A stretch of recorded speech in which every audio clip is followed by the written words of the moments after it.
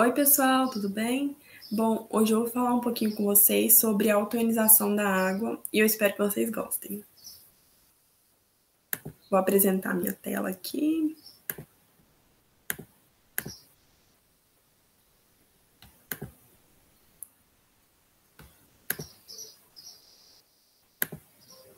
Bom, a autoionização da água.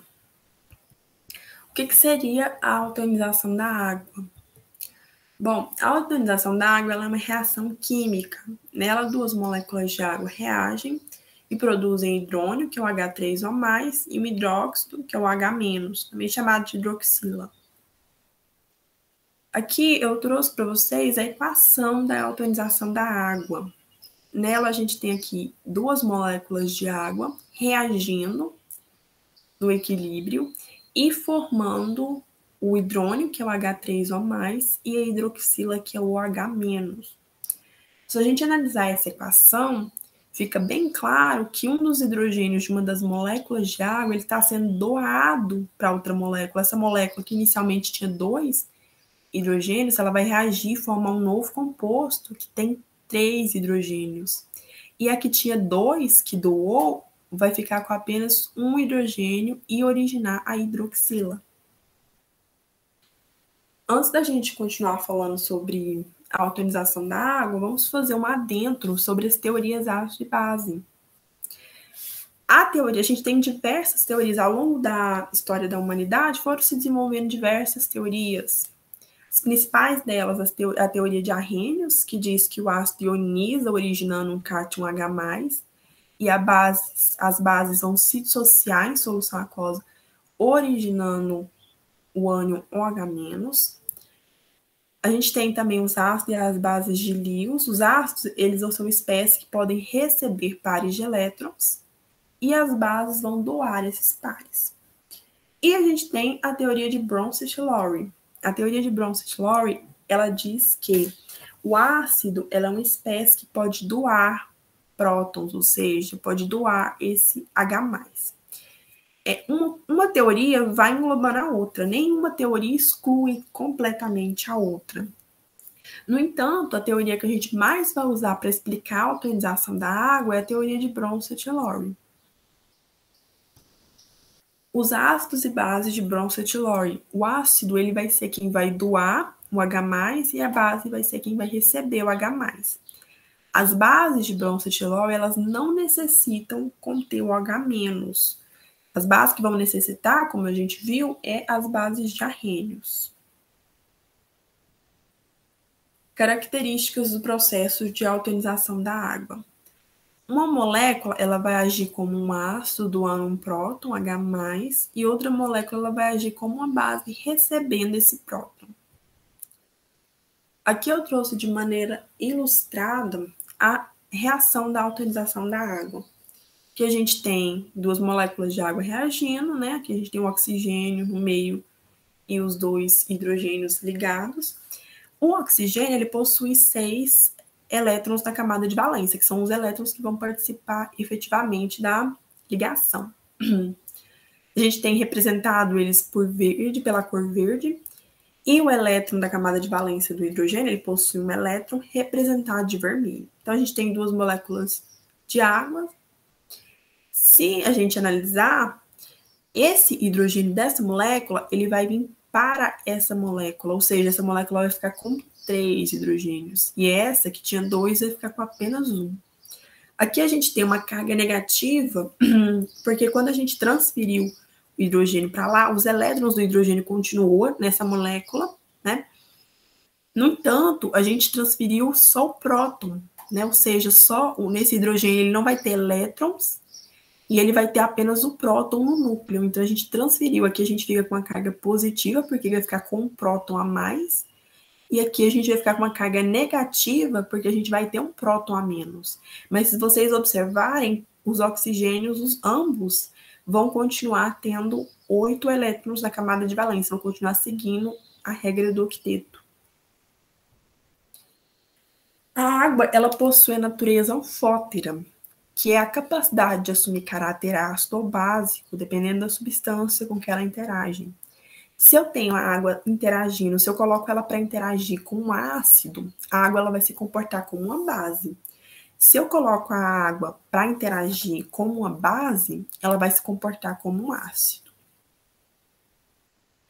Aqui eu trouxe duas equações, né, que vai exemplificar esse comportamento anfótero da água.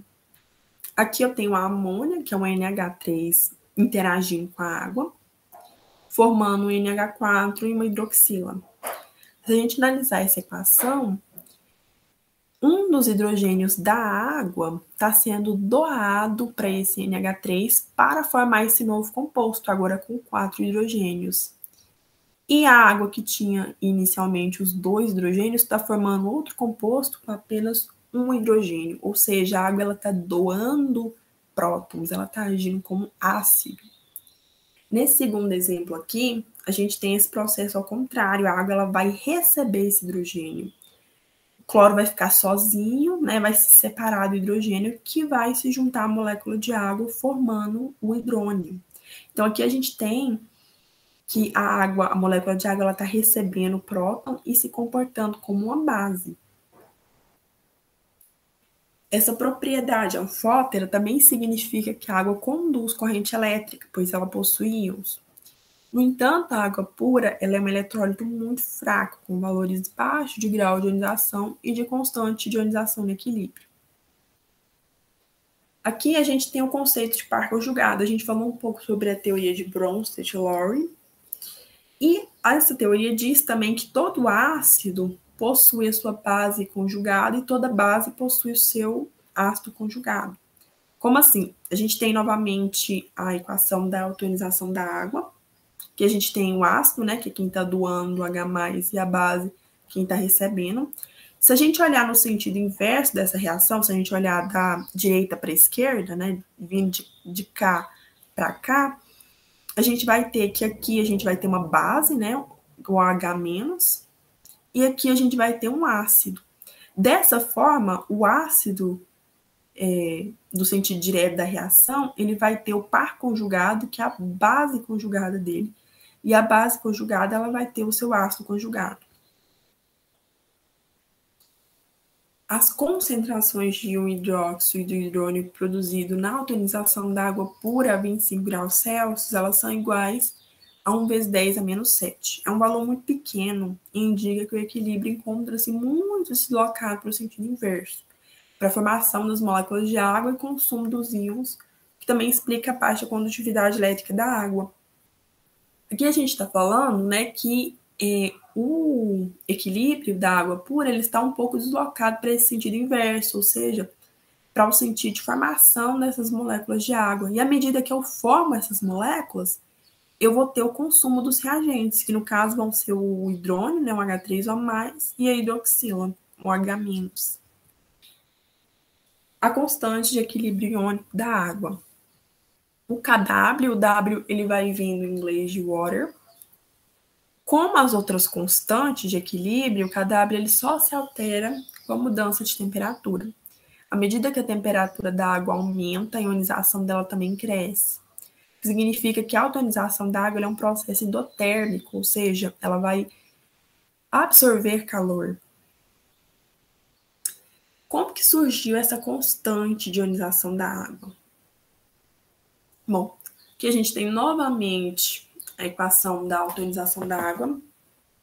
O cálculo de uma constante, ele é feito da multiplicação das concentrações dos produtos dividido pelas concentrações dos reagentes multiplicados, né?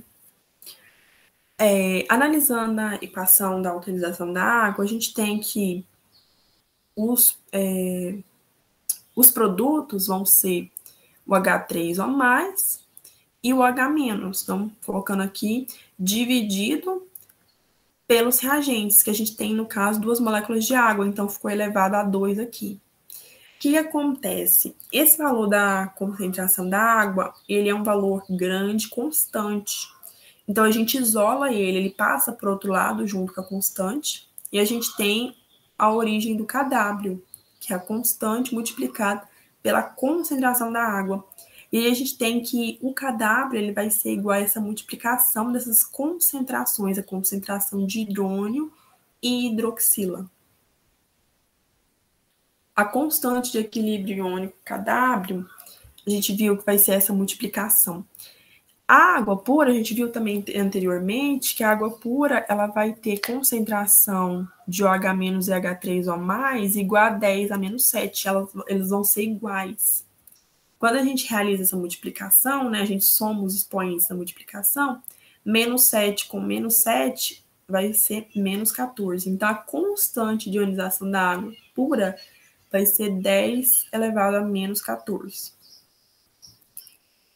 Quando uma substância é adicionada à água, podem acontecer alterações afetando o equilíbrio iônico. Além da adição de sais, a adição de substância ácida ao sistema neutro, por exemplo, ela pode provocar o aumento da concentração dos íons H+, formando uma solução ácida e diminuindo a concentração do H-. Então, qualquer substância que você adicionar à água, ela pode sim alterar esse equilíbrio iônico.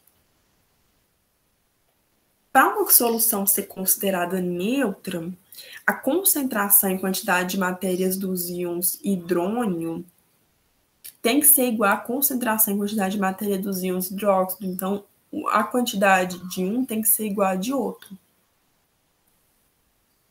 As concentrações de H+ e OH-. A concentração molar dos íons H+ e OH- de uma solução geralmente são potências bem grandes, né, de expoente negativo. O químico dinamarquês Peter, ele propôs uma forma para transformar esses números pequenos em uns números inteiros e positivos, assim fica mais fácil, né? E ele criou, então, o conceito de potencial de hidrogênio e potencial hidroxilônico, né, que é o pH e o pOH.